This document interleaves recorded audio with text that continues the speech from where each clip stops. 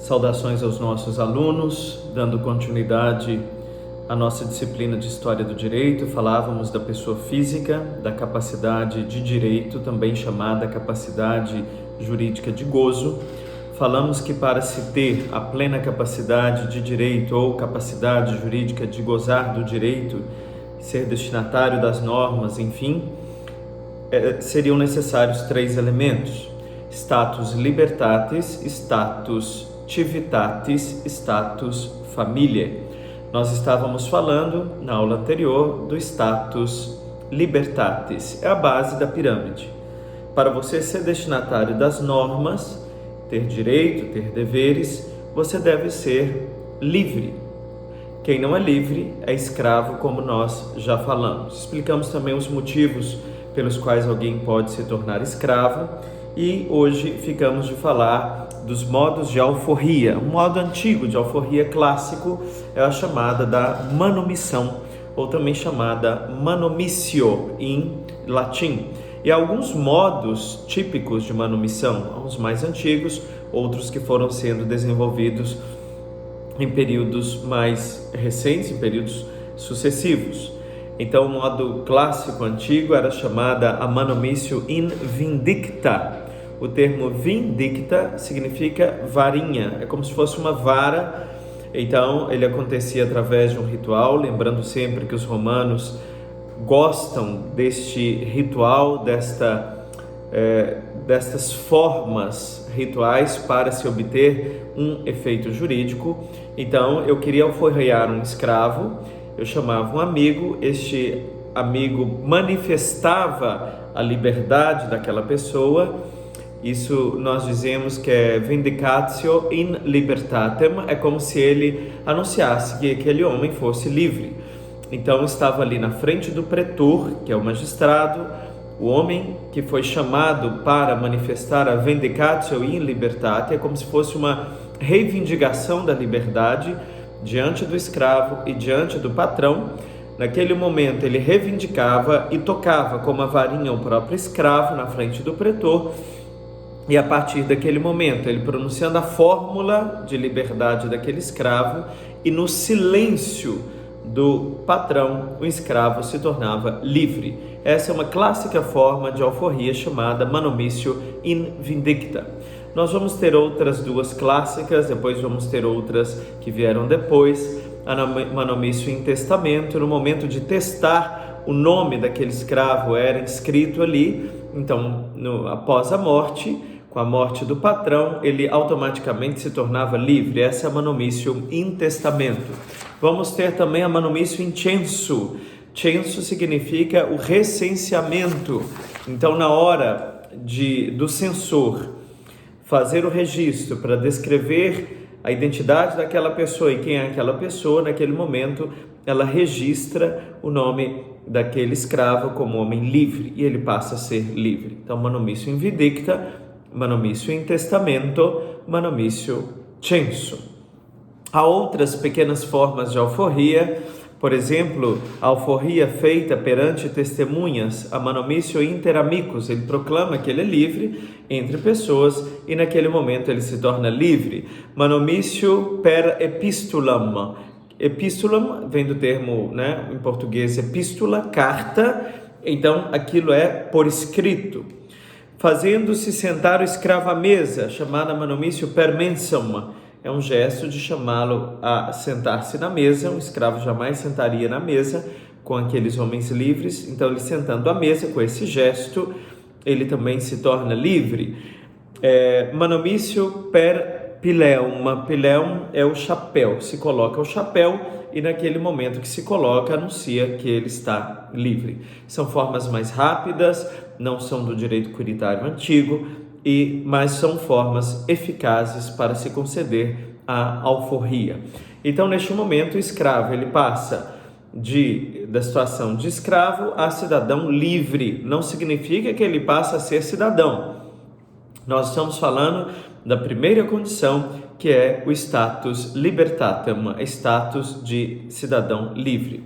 Prestem bem atenção que, deste momento, ele passa da situação de um escravo para a situação de uma pessoa livre, porém com algumas limitações. E a este status nós vamos chamar de libertus. Então, um liberto é alguém que era escravo passa a se tornar pessoa livre, mas dentro de um instituto jurídico que nós chamamos de patronato. Ele tem uma relação que se mantém com o ex-patrão, com o ex-dono. É curioso que na Sagrada Escritura, na Bíblia, faz-se menção de sinagoga dos libertos. Então, provavelmente eram hebreus que se tornaram escravos dos romanos e que depois foram alforriados. Então, existia a sinagoga, que é o lugar onde eles iam para se rezar, dos libertos, só para exemplificar aqui. Então, ele se chamava liberto, em latim libertus, libertino, ou libertinus, libertus é o liberto, aquele que deixa de ser escravo, e os seus direitos políticos, mesmo ele sendo livre, eles serão limitados, eles serão dirigidos, coordenados por este instituto jurídico que eu mencionei, que é o Instituto do Patronato, do ex-dono. O patronato implicava uma relação de interdependência entre o ex-dono, o patrono e o ex-escravo alforreado, liberto, até uma espécie de sujeição ao ex-dono. Não como no período em que ele era escravo, mas há uma relação de dependência. Do patronato decorriam direitos e obrigações recíprocas, mas nem sempre essas relações eram equivalentes entre os dois, entre as duas partes. Essa situação não se transmite aos seus herdeiros. Por parte do patrono, a relação passava aos filhos, no caso dele morrer antes do liberto. Então, se o ex-dono morre antes do liberto, os filhos do liberto exercem esta relação que o pai ex-dono exercia sobre o liberto, ok? Então, isso permanece durando mesmo com a morte do liberto. É importante entender isso. Diferente quando acontece com a morte do ex-escravo. Então, quanto ao conteúdo do patronato, estava o dever recíproco de prestar alimentos no caso de necessidade, e o liberto passava a ter o nome do patrão e devia a ele respeito e reverência contínua, que nós damos o nome que os romanos chamavam de obsequium. Então, esta relação de respeito, esta relação de cumprir com ele uma relação de dependência era chamado de obsequio. Em português nós temos também o obsequium, o obsequio. Então, o liberto passava a ter o nome do patrão e, para isso, proibido intentar ações criminais ou infames contra o patrono. Para isso, era necessária autorização prévia do magistrado, caso o liberto quisesse acusar o patrão de alguma coisa judicialmente, ele poderia fazê-lo, porém havia restrição, ele só poderia fazê-lo com autorização prévia do magistrado. Além disso, o liberto devia certos serviços ao seu patrono, que os romanos chamavam de opere. Essas obras eram de dar uma assistência. O pretor romano, o magistrado, ele garantia ao patrono a metade da herança do liberto que morresse sem deixar filhos ou que os deserdasse em vida. Então, essa metade da herança cabia pelo próprio instituto jurídico ao patrono, mesmo contra outros herdeiros estranhos nomeados em testamento pelo liberto. Então, se não tivesse filhos, independente de quem ele nomeasse no seu testamento, metade já ficava para o patrono. Com o favor imperial chamado natalium restitutio, cessam totalmente os direitos do patronato e o liberto adquire retroativamente a posição de ingênuo. Quem é um ingênuo? Ingênuo é quem nasce livre. Então, retroativamente, com esta disposição, que é chamada natalium restitutio, natalium, que é nascimento, restitutio, quer dizer, uma restituição desde o momento do nascimento da liberdade, passando a condição daquilo que nós chamamos de ingênuo. Ingênuo é aquele que nasce livre. Então, a partir dessa dominação, deste favor imperial, o liberto, ele passa a ter essa condição de homem livre desde o nascimento. Uma outra disposição chamada ius aureanuli, também conferido pelo imperador, se eliminam as restrições políticas impostas aos libertos, como as de não poderem ser magistrados, não poderem ser nomeados senadores, não poderem servir nas legiões dos exércitos. Então, observem que com essa disposição imperial, eles passam a ter direitos equivalentes a pessoas livres, sem a limitação do antigo patronato. Então, do ponto de vista dos direitos privados, essa disposição eliminava, por exemplo, o impedimento matrimonial entre o liberto e pessoa de classe senatorial, mas não extinguia os direitos do patronato. Com ele, o liberto passava a ser um quase ingênuo. Ficavam livres por lei, a título de punição do dono, os escravos velhos e doentes por ele expostos, abandonados. Então, a título de recompensa, o escravo que delatasse o assassino de seu amo adquiria também esta alforria. Também por lei os escravos que vivessem em liberdade por mais de 20 anos. Então, lembrando que o direito ele é dinâmico, ele vai se modernizando e vão dando mais e mais atribuições de liberdade a estes escravos ou ex-escravos, como eu já citei aqui. Os ingênuos, então, são os nascidos livres e que nunca deixaram de o ser. Vocês podem pesquisar ainda mais o material que nós disponibilizamos sobre este argumento. A segunda característica para a capacidade de direito é ser um cidadão romano. Então, você poderia ser uma pessoa livre e não ser cidadão romano. Quem não é cidadão romano é um estrangeiro. Então, você poderia nascer em Roma sem ser um cidadão romano. Há uma diferença muito grande porque todos os cidadãos romanos eles vão usar do chamado ius civile, o direito civil romano, como destinatário dessas normas de direito. Os estrangeiros, chamado peregrini, vão utilizar do seu próprio direito, quando eles tiverem relações reconhecidas com Roma, poderão usar o seu direito próprio ou o próprio direito que nós chamamos ius gentium, aqueles direitos fundamentais de todos os povos, de ter direito à vida, de procriar, de se casar, mas não regido pelas normas do direito civil. Somente os cidadãos podem exercitar o direito civil. Entre os estrangeiros, nós temos os chamados latinos. Latinos porque vem do termo Lazio, que é aquela região central da Península Itálica, como lá atrás eu expliquei na formação dos povos romanos, eram vizinhos de Roma, tinham a capacidade jurídica semelhante à dos cidadãos romanos, esses latinos, tinham o direito de votar nos comícios quando se encontravam em Roma e podiam, inclusive, comerciar e contrair matrimônio. Ius comerci, comercializar, ius conubi, direito a se casar. Aparecem os latini coloniari, que eram cidadãos das colônias fundadas por Roma, às quais fora dado o ius lati. Esses gozam dos direitos privados, que nós já mencionamos, direito a comercializar e a se casar, mas não os direitos públicos, que é o direito de votar. Então, nós fizemos aqui a distinção, os estrangeiros latinos e os latinos coloniari, das colônias fundadas por Roma. A cidadania romana era adquirida pelo nascimento de justas núpcias ou mesmo fora delas, se a mãe fosse uma cidadã no momento em que o filho nascesse, no momento do parto.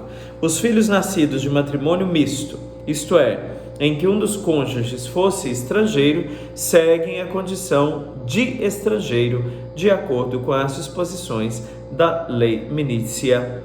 Adquiria a cidadania pela alforria quiritária, além disso poderia ser conferida pelos comícios, que são aquelas votações públicas, por determinação dos magistrados e mais tarde também pelos imperadores, uma vez que nós já explicamos que no período pós-clássicos nós vamos ter como única fonte legislativa as constituições imperiais naquelas 4 formas que nós já explicamos.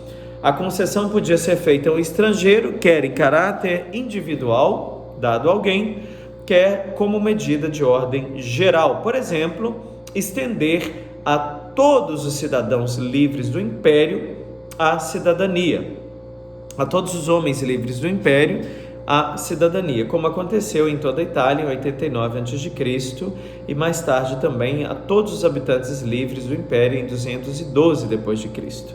O cidadão romano, desde que preenchesse também o requisito da independência do poder familiar, tinha plena capacidade jurídica de gozo. E aqui a última condição da plena capacidade jurídica, que é o chamado status família, é ser emancipado. No nosso direito, na lei brasileira, quem adquire 18 anos, quem está com 18 anos, ele adquire a emancipação naturalmente para outros atos, outras idades, mas para a total emancipação com os 18 anos. No tempo dos romanos não era assim. Eu poderia ter um recém-nascido emancipado ou poderia ter um homem de 70 anos que ainda não fosse emancipado. Qual a diferença? Eles chamavam daqueles que eram dependentes de alguém ainda, isto é, aqueles não emancipados, de alieni iuris. Não é difícil memorizar esta expressão, porque vem de alheio, aliuris, isto é, quem pertence a outrem, a outra pessoa. O direito pertence a outra pessoa, isto é, está vinculado a outra pessoa. Esses são chamados alieni iuris. Diversamente daqueles que já têm a independência, que já têm a autonomia, que já têm a emancipação. Esses são chamados sui iuris. Sui significa seu, significa com o seu próprio direito. Eles agem com o próprio direito. Estes são os chamados sui iuris, alieni iuris e sui iuris. Então, no campo dos direitos privados, os alieni iuris, por exemplo, podiam se casar, eles podiam exercer o ius connubii, contanto que tivessem o consentimento do pater familias, aquele que exercia o poder. Eu mandei num pequeno documentário falando de Roma e lá explicou muito bem o que é o pater familias, aquele videozinho bem pedagógico, 2 vídeos de 15 minutos. Lá fala quem é o pater familias. Então, tinham plena capacidade os alieni iuris, isto é, os não emancipados, aqueles que dependem ainda, tinham plena capacidade no campo dos direitos públicos, podiam votar, podiam ser votados para as magistraturas e também servir nas legiões, o exército romano. Já falei do direito privado de se casar. Nas relações patrimoniais, como é que fica? Tem o que o alieni iuris, tudo o que o alieni iuris adquiria para o pater familias, porque ele está dependente do pater familias. Nas obrigações assumidas pelo alieni iuris, a situação era diferente. O pater familias somente respondia excepcionalmente por elas. Mas acontece que com a evolução do direito romano, se caracterizou cada vez mais pela responsabilidade do pater familias. Ele adquiriu uma obrigação, ele tinha que cumprir com esta obrigação. Então, cada vez mais foi dando ao pater familias o dever de cumprir com a responsabilidade assumida pelo alieni iuris, e não ao contrário. Ok? Por outro lado, foi conferida a independência patrimonial ao alieni iuris por meio do desenvolvimento do Instituto do Peculium. Nós falamos do Peculium para os escravos. Então, o alieni iuris é um cidadão livre, dependente do pater familias. Tudo que é dele pertence ao pater familias, mas foi desenvolvido esse instituto jurídico em que é concedido ao alieni iuris, esse ainda dependente, um peculium, um patrimônio para que ele pudesse gerenciar. Este era uma parte do patrimônio da família entregue à administração direta do alieni iuris, ainda que, por princípio, tudo continuasse a pertencer ao pater familias. Então, nós concluímos aqui falando dos 3 elementos, do status libertatis, do status civitatis e do status família, que é a emancipação. Dependendo de como alguém mudasse este status, ele sofria o que os romanos chamavam de capitis deminutio. Era uma capacidade que podia ser alterada. Então, nós vamos ter, dependendo do tipo de capacidade, um tipo de capitis deminutio. Por exemplo, capite deminutio poderia ser máxima, capite deminutio máxima, com a perda da liberdade. Capite deminutio média, com a perda da cidadania. Capitis deminutio mínima, com a perda da emancipação. Ele tornava normalmente, deixava de ser sui iuris e passava a ser aliene iuris. Então, isso nós chamamos de captis deminutio, é diminuída a capacidade, ou maximamente, ou mediamente, ou minimamente diminuída. Vamos na próxima aula falar da pessoa jurídica. É importante lembrar que para os romanos existia essas duas possibilidades, sobretudo uma delas. Uma é feita a partir de um conjunto de pessoas, são as corporações. Nós chamamos de universitas personarum, conjunto de pessoas, ou a pessoa jurídica pode ser a partir de uma fundação, universitas reruma, isto é, um conjunto de coisas. Sobretudo a corporação é mais presente só no período do cristianismo, mais tarde, e lembramos o edito de Milão como marco da possibilidade do cristianismo dentro do Império, que foi feito por Constantino em 313, é que vão aparecer as outras formas de personalidade jurídica chamadas fundações, quando eu vou ter um conjunto de coisas, de bens. Por que no cristianismo? Porque os cristãos eles partilhavam aquilo que eles tinham, formavam um fundo em comum para ajudar os mais necessitados. E isso nós chamamos de reruma universitas reruma, um conjunto de coisas. A diferença da pessoa física, a pessoa jurídica é um ente artificial criado que se distingue do patrimônio dos outros membros dessa pessoa jurídica. Aí está a diferença. O que é de um membro não é da pessoa jurídica, não é da corporação ou não é da fundação. Então, para os romanos está muito claro. E uma das características é formar a partir de 3 pessoas, 3 fatiunt collegium. Isso está no digesto de Justiniano. 3 formam um colégio. E ele era representado por alguém chamado actores ou síndice. É o termo síndico, vem daí. É quem vai representar esta corporação. E o nascimento, a extinção da corporação pública não interessava ao direito privado, quer dizer, isso não era tratado pelo direito privado. Extinguia-se a pessoa jurídica quando a sua finalidade era preenchida ou quando o Senado e mais tarde o imperador revogava a respectiva autorização para que ela funcionasse. Nas corporações privadas, o motivo de extinção era o desaparecimento de todos os seus membros e automaticamente ela desaparecia. E a fundação extinguia-se pela perda da totalidade do patrimônio, porque ela existe em função de um patrimônio.